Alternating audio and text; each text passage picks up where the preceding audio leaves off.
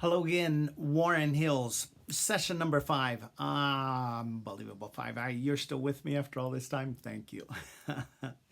Each session we've been starting with something good from Rwanda. Rwanda is so much more than genocide, hey? And so these are some students from Chicago. Got to go to Rwanda with a group from Chicago this last summer. It's called Peace Exchange. You want to check it out. Peace and the letter X.org, peacex.org. And after going to Rwanda and studying about Rwanda and how they've been rebuilding and studying the history of the genocide, but also the reconciliation unity program, they've gone back to Chicago where they're doing programs in, I think mostly middle schools around Chicago.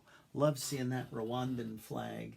And yeah, the PeaceX motto there, the Peace Exchange. And to see these students telling stories from Rwanda and helping people understand, you don't have to be defined by your past. You don't have to focus on what you lost, as understandable as that is, and not judging anybody for doing it. And speaking of judging, you don't have to judge. We can replace judgment with curiosity. All kinds of neat things these students are back in Chicago sharing about Rwanda. So our last questions, maybe we're going to make it, 22. Let's see how well we can do. That would be 22 through 30.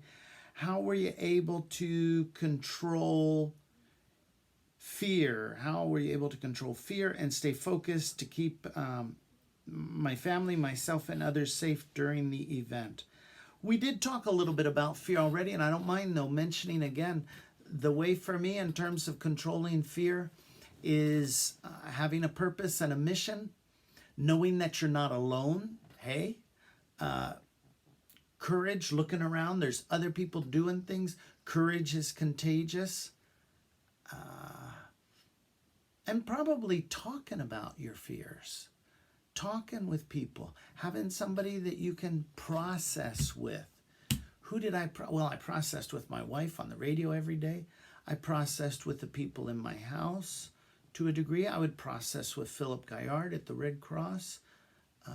Those are going to be my 3 here for dealing with fear. Purpose, a mission.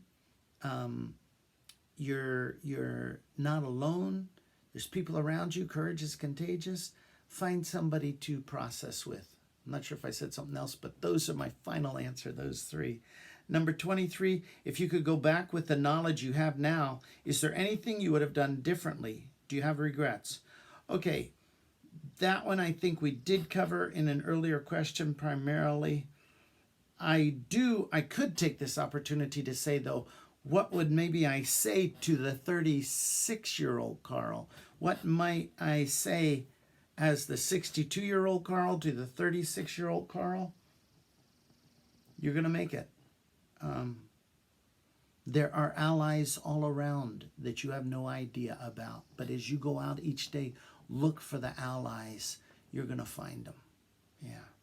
24. How did you stay so strong during the dark times? Not sure I was always so strong, but how are you able to continue with everyday life despite all the chaos going on so close to you?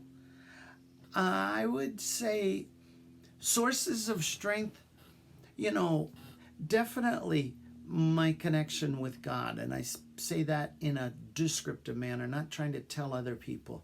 My connection with God in terms of reading, I read a lot of good stuff.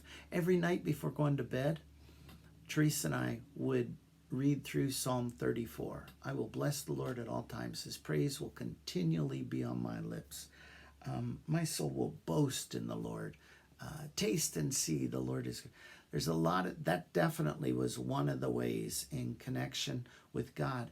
I think God, though, was pouring courage into me, as I said, through my wife, through the other people that we were working together with. And honestly, I think maybe people I had read about as a kid, whether it was during the Underground Railroad or during the Civil Rights Movement, the stories we read, they impact and give us pathways in our brains that say, can't give up, don't give up, nope, keep going. You're not alone. You're not alone. Number 25, if Teresa hadn't found a way to communicate with you, do you think you would have lost hope and or left Rwanda? I love it. That's similar to the other question, too, about Teresa and the radio. And I'll just say again, no, I don't think that I would have lost hope or left Rwanda. There has to be a way to find courage, hope, meaning, purpose. I was just so grateful that Teresa was one of the sweet ways for me. What were your thoughts during the lowest point in the genocide? Am I ever going to see my family again? That was a big one. Is this thing ever going to end? Seem like it'll never end. That was another big one. Not only when will it end and when will I see my family again, but will the fighting ever get right in our neighborhood between the RPF and the extremist government so that we'd have to leave our house? And I don't know if that's a low point. I think I did things to avoid against, like I had a backpack packed with, I had $100 bill, I had a credit card, I had my passport, I had my Bible, I think maybe an extra pair of socks and underwear or something in there, and a sweatshirt. I had a pack ready every night that I slept with next to me in case someone in the night, boom, our house was under attack. I could grab that pack and go. I used to sleep with all my clothes on and my shoes on the first few nights. After a while, I started taking my shoes off, and then, I'm like, oh, it'd be more comfortable to be like, PJs or something. Yeah. What were you, so you adjust. What were your thoughts when the genocide was over? Wow, is it possible? I remember, thinking about how quiet it was. Can't wait to see my family. Can't wait to see my family. What can I do for my Rwandan friends who've lost their family? Either they know they're dead or they don't know where they are. What can I do for my Rwandan friends? Those were some of the thoughts when I realized the genocide was over. And the most powerful memory I have, what's the most powerful memory I have? Maybe the reunion with my family at the end of the genocide. I mean, there are so many powerful memories during that time. But let me just pull that picture up of the reunion with my family. That one is evidently, yeah, there it is. That's definitely, I got out of that Canadian C-130. Yeah, that's a powerful memory at the end. Powerful memories, too, I think, are connected with how many times we bring those memories out and talk about them, think about them. How many times we fire those pathways, and the more we fire them, I believe the more powerful the memories get. So that is probably one of the reasons why I don't always tell the horrific stories, because I don't think it's healthy to I don't ignore them, but to constantly fire those pathways, no. I also, a kind of a shout out too for the counselor. I remember saying to him, sometimes I can look at something like, say, this picture of the guys who surrounded the orphanage, and I was sure we're going to kill everybody, and I get a knot in my stomach. That's a powerful memory. But one of the things that my counselor helped me was when I felt those knots or something, to kind of step back and say, wait a minute. When I'm telling this story, often, even though the 62-year-old Carl is telling the story of the 36-year-old Carl, before I had a couple tools I'll mention to you in a minute, I kind of became the 36-year-old Carl. I entered back in to the emotion, the trauma, the smells, the adrenaline in the body. Now, though, when I feel myself starting to go back there, I can go back there in my mind, but when I start going back there in my emotions and the tension begins to come, you even, this might sound crazy, but you even, I think, forget. at the moment that you're telling the story, you're not conscious or mindful that the story is going to end happily because you're so caught up in the moment of the story, caught up in the emotions of the story. So when I find myself getting really tight, caught up in those emotions of the story, I say, whoa, whoa, wait a minute, Carl. You're 62 years old. You have different tools that you had at that time. Tell the story with your heart. Tell it with your energy. But you keep just a step away. Don't slide right back into 36-year-old Carl, because that's not going to bring about, that's going to fire pathways that I don't think are healthy to continue to be some of the most powerful memories that we have. So that idea, I hope that makes sense, that you find yourself slipping back into an old memory. Wait a minute, I'm not there now. I have tools like finding the good, for example. Tools to calm myself. Oh man, guys, that would be a really interesting conversation, talking about the sympathetic and the parasympathetic nervous system, and how we can manage stress and bring ourselves to a calm, contented state. Yeah, got tools now, didn't have before. And let's see, we're wrapping it up. 29, struggle to maintain your own faith during and after witnessing the genocide. We did talk about God in another session. And I don't know if I'd call it a struggle. Definitely it's work. Hard work at times to discipline yourself to sit down and journal about difficult things you'd rather not deal with, but super rewarding. Man, journaling about stuff, whether it's my faith in God or my faith in humanity or my faith in myself. One of my favorite tools, I must have talked about it one of the other 4 sessions, but it'll be a good one to talk about here right at the end, in terms of the struggle, you might say, hanging on to faith.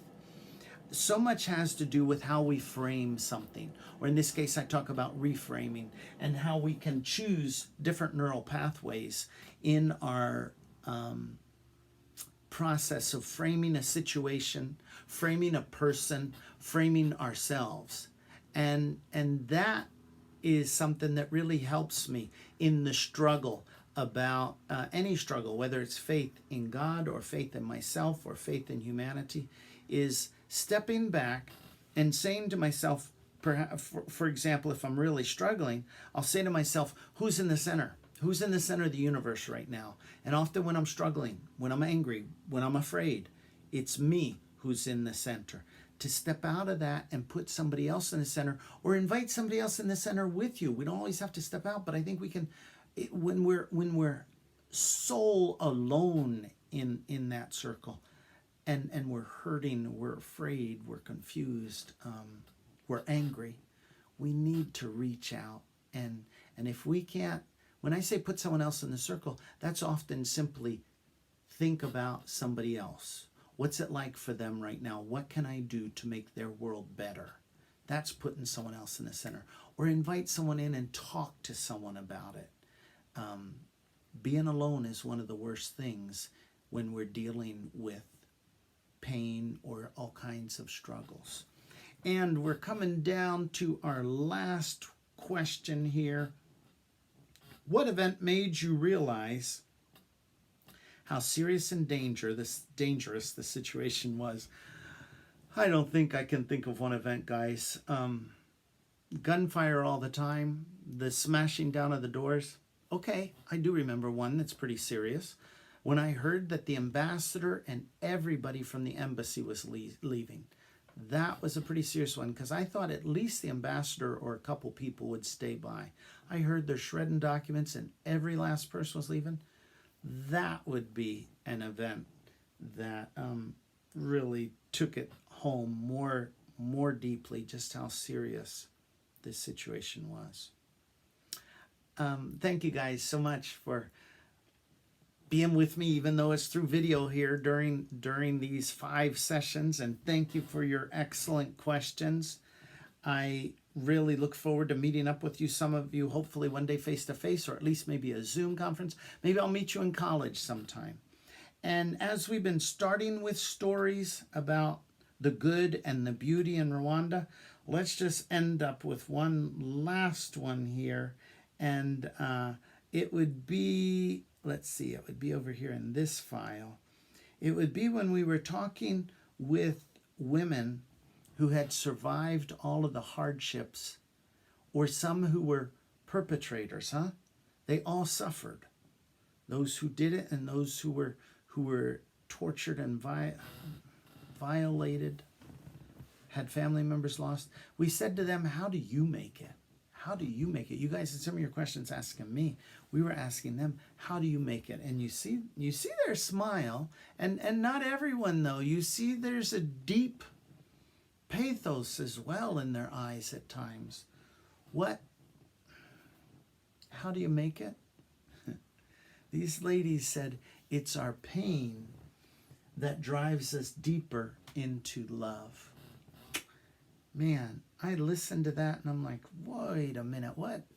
It's our pain that drives us. Often our pain could drive us to anger or to despair, to give up.